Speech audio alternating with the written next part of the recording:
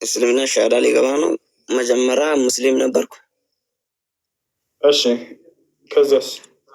ከዛ በጓደኛ ምክንያት ካፊር ሆንኩና እሺ እየተማርኩ በቃ በቸርች ምክንያት ተጣልቼ ወጣሁ። አሁንም እየሰገድኩ ነው፣ ግን ሻሃዳ አልገባው። እሺ እየሰገድክ ካለ በምትቀረው ማነው በምትለው ተሕያ ላይ በሶላት ውስጥ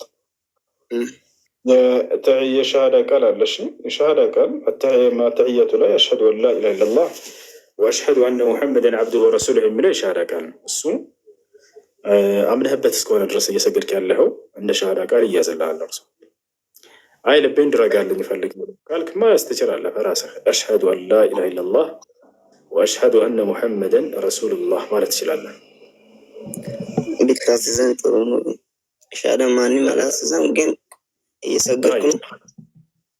አሽሀዱ አን ላ ኢላሀ ኢለላህ አሽሀዱ ላ ኢላሀ ኢለላህ አሽሀዱ አን ላ ኢላሀ ኢለላህ ወአሽሀዱ አን ላ ኢላሀ ኢለላህ የሚለውን ቃል አብረህ ይበል። አሽሀዱ አን ላ ኢላሀ ኢለላህ ወአሽሀዱ አነ ሙሐመደን ረሱሉላህ። ማሻአላህ ጨርሰሃል። አላህ ምስጋና ይገባው። አንድ የሚነገር አለኝ፣ ግን ሙስሊም 19 አያድ ቢሆንም ግን አንድ ቀን ጾም ይዤ አላውቅም። ግን ወላሂ ልቤ በቃ በወንጀል ምክንያት እንደሆነ ተሸፍናለች። ወላሂ ዱዓ አድርገኝ ቅራንም ቅረኝ። ወላሂ ሙስሊም ጓደኞችን ያዝ፣ እስላማዊ ትምህርቶችን ተከታተል። እሺ እኔ እየተከታተልኩ ነው። በስግደት ከወጣሁ ነው እኔ ሁሉንም ነገር ያየሁት። በቃ ልቤ በቃ በወንጀል ምክንያት እንደሆነ በቃ ፍራቻ የለም፣ በቃ ኢማን የለም፣ ረገያት የለም። ወላሂ ወንድም እንዳልኩ አብሽር፣ አላህ ያጠንክር። እሺ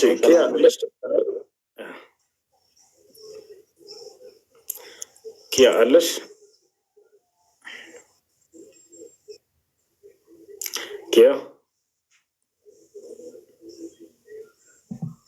ኪያ አለሽ? እሺ ገስት ላይ ሰው አይታየኝም። ኪያ ካለሽ ልጅ እሺ፣ ሰላም ነው።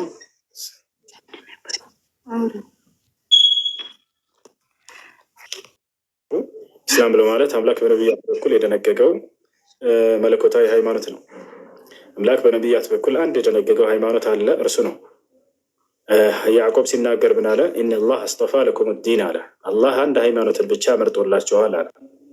ያ የመረጠው ሃይማኖት ምንድን ነው ከተባለ ያዕቆብ እዚያው ለልጆቹ ሲናገር ፈላ ተሙቱነ ኢላ ወአንቱም ሙስሊሙን አላቸው። አደራ ልጆች ሙስሊሞች ሆናቸው እንጂ አትሙቱ አላቸው ይላል። ስለዚህ አምላክ በነቢያት በኩል አንድ የደነገገላቸውና የመረጠላቸው ሃይማኖት አለ። ያም ኢስላም ይባላል። ኢስላም ብሎ ማለት ምን ማለት ነው ከተባለ አልእስትስላሙ ሊላህ ወልኢንቅያዱ ለሁ ቢጣዓ ወልኹሉስ ሚነ ሽርክ ወልበራአቱ ሚን አህሊሂ ከዛሊክ። ኢስላም ብሎ ማለት አንድና ብቸኛ ለሆነው ፈጣሪ ታዛዥ መሆን፣ ተገዥ መሆን ማለት ነው።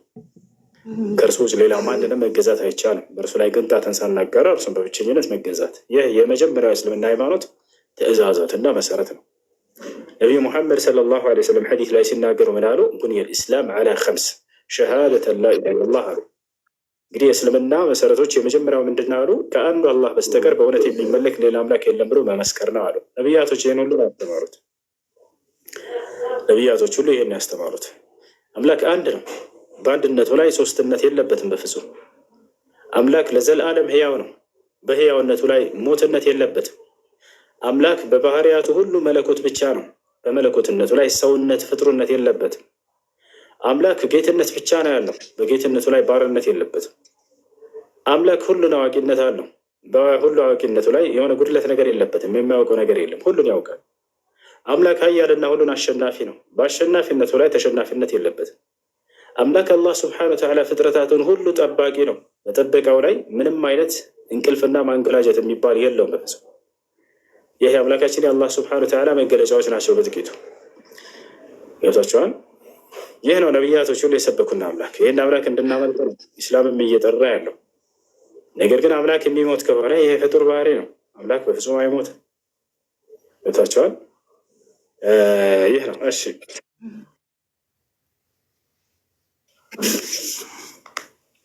አመሰግናለሁ።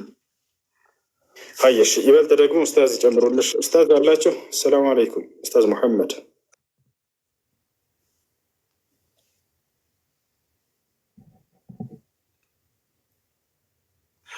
የምንጠቀምበት ያድርገን። ለአንተም ተጨማሪ እውቀት አላህ ይስጥ፣ አላህ ይጠብቅ ከሁሉም ሸር። እህታችን ደግሞ በአጋጣሚ በጣም ምርጥ ጥያቄን የጠየቀችው ሀቂቀትን በጠየቀችው መልኩ ደግሞ በአጭሩ ግልጽ በሆነ ሁኔታ አስቀምጠህላታል። አንድ ሰው በተፈጥሮ በእስልምና እንደሚፈጠር ተነግሯል ቁርአን ላይ ሱረቱ ሩም ቁርአን ምዕራፍ 30 ቁጥር 30 ላይ ነቢያችንን በሀዲት እንደዚሁ በወላጆቹ አስተዳደግ እና ኩትኳቶ ነው እንጂ ወደየ እምነታቸው የሚዘነበለው ሰው በተፈጥሮ ሲፈጠር በእስልምና ነው የሚፈጠረው ብለው ነግረውናል ማለት ነው። እስልምና ላይ ይህ አስተምሮት አለ። ስለዚህ አንቺንም በሚመለከት መልኩ በእስልምና ነው ልትኖር የሚገባሽ። በእስልምና የሚኖር ሰው የፈጠረውን አምላክ ብቻ ይገዛል፣ የተላከለትን ነቢይ ይከተላል። የተላኩልን ነቢይ ደግሞ ነቢዩ መሐመድ ናቸው አለይሂ ሰላቱ ወሰላም። እኛ ኢትዮጵያውያን ሙስሊሞች ነቢዩ መሐመድን በዝምድና አይደለም ይዘን የምንከተላቸው፣ በአያትነት በቅድመ አያትነትም አይደለም፣ በልዩ ተመራጭነትም አይደለም፣ በሀገር መሪነትም አይደለም። ፈጣሪ ለሰው ልጆች ከነበርንበት ጨለማዎች ወደ አንድ ብርሃን መንገድ በሳቸው አስከታይነት እንወጣ ዘንድ የተላኩ መልእክተኛ ናቸው። ከሳቸው በስተፊት እነ ኢየሱስ ክርስቶስ፣ እነ ሙሴ፣ እነ ዳዊት፣ እነ ሰለሞን፣ ይስሐቅ፣ ያዕቆብ፣ እስማኤል፣ ዩሱፍ፣ እነ ኖህ፣ ሌሎችም ነቢያት በሙሉ ተልከው እንደነበረው ነቢዩ መሐመድን በዛው መልኩ ተልከዋል። ይህን ማወቅ የሁሉም ሰው ግዴታው ነው። የለም እኔ ሃይማኖት አለኝ እስልምና አይመለከተኝም የሚባል ነገር የለም። መዳን የፈለገ ከፈጣሪ የዘላለም ቅጣት ማምለጥ የፈለገ ሰው እዚህ እውነተኛው የእስልምና መንገድ ላይ መሰማራት አለበት። በነቢዩ መሐመድ ነቢይነት ፈለግ ላይ መቆም አለበት። በቁርአን መመራት አለበት። ከዛ ውጭ ብርሃን የለውም ለማንም ቢሆን ማለት ነው። ስለዚህ እኛ ሙስሊሞችን ብንሆን በየቀኑ የምንሰግደው ስግደት እስልምና የሚያዘው ስለሆነ ነው። ለፈጣሪ ለብቸኝነቱ የሚደረግ የአምልኮት ስርዓት ስለሆነ ነው። ጾሙ፣ ዘካ የሚሰጠው ከገንዘብ በተወሰነ ፐርሰንት ማለት ነው። ሀጁ የሚደረገው ሀጅ፣ ውዳሴው ፈጣሪን ማወደስ፣ እንዲሁም ደግሞ ያወረደውን ቁርአን መልእክቱን ማንበብ፣ ሁሌ ማንበብ፣ እያንዳንዱ መልካም ስራ የመዳኛ መንገድ ላይ የሚያሰማራን እና ምንዳ ደግሞ የሚጻፍበት ነው። በፍርድ ቀን ፈጣሪ ዘንድ ሲቀረብ ነፃ የሚወጣበት ስራ ነው የሚሰራው በእስልምና ላይ ማለት ነው።